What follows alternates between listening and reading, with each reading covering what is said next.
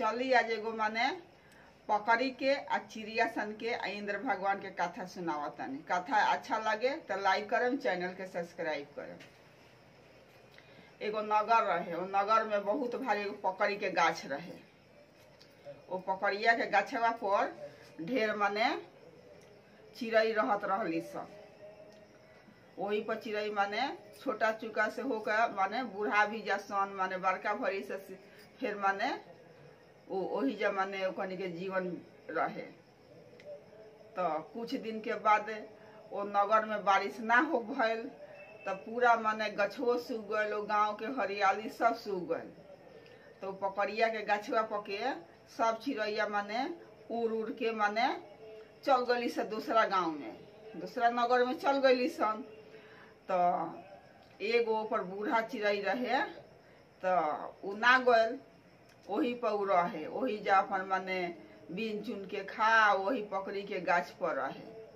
सब चिड़ैया अली सन कि ए बहिन चल ना, इ त गाछ सूख गइल बा, एजा रहबू त खैला बिना मर जइबू, चल। तो चिड़ैया कहला कि ना हम ना जाएम, हमारे यही जा जन्म भइल बा, यही गाछ पर माने सियान भइनी, आ यही जा माने हमार मृत्यु हो या चाहे माने जा हो, हम यही एक गाछ के छोड़ के ना जाए। जब गाछ हरा भरा रहलक तो एकरा पर आदमी रहलक, जब सूख गल तो एकरा के माने छोड़ के हम कैसे जाई। तो कथा के माने भइल कि एगो लड़का माने नालायक होता लो, कि बाप मातारी बुढ़ा जाता तो ओकरा के माने छोड़ देता, वही में जन अच्छा लड़का रहता तो अपना बाप मातारी के नइखे छोड़ता। कथा यही पर आधारित बा चिड़ई के।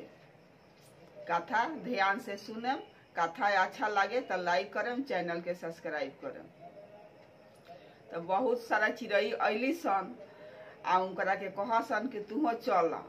तो चिड़ई कितनो भी कहली से चिड़ई आ ना गइली सन, ना गइल चिड़ई एगो वही जब रहे बीन चुन के खा, वही गाछ पर माने फेन जाके राती के माने ऊपर रहे।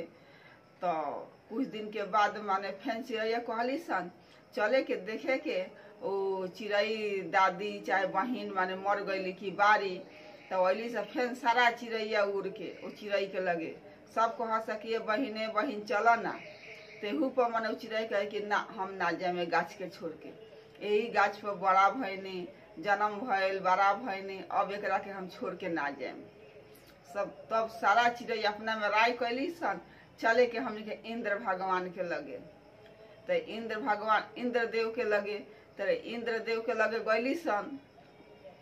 तो इंद्र देव से कहली सन कि ए इंद्र देव कि रौरा माने चिड़ई के रौरा जाके समझाई, चिड़ई खैला बिना माने वही गाछ पर मर जाऊ, गाछ तो सूख गइल बा आ हमने के केतनो कहतानी सन तो चिड़ई माने वो जैसे उ आवत नहीं खी, वही गाछ पर बारी कहतारी कि यही जा जन्म भइल, यही जा हमरा छोड़ के गाछ के ना जाए। तो इंद्र भगवान अलन, इंद्रो भगवान बहुत समझौलन चिड़ई के कि ई गाछ तो सूख गइल बा, गाछ तो जर्जर हो गइल बा, मर गइल बा, ए पर रहबू आंधी पानी आई गिर जाई तुहो मर जाइबू। तेहू पर चिड़ई कहे कि ना हम ना जाए, यही गाछ पर हमार जन्म भइल बा, यही पर हम सियान भइनी, फिर भी हम बूढ़ा हो गइल बानी, ते भी हम ना जाए गाछ के। तो इंद्र भगवान बहुत भी समझौलन। तब इंद्र भगवान उजा प्रगट भइलन आ कहलन कि इहे माने साचा माने गाछ के माने लड़का कह चाहे माने पक्षी कह, माने इहे एगो रखवाली करे वाला बा। सारा चिड़ई तो भाग गइलक लो, आ ई चिड़ई माने यही जा बिया।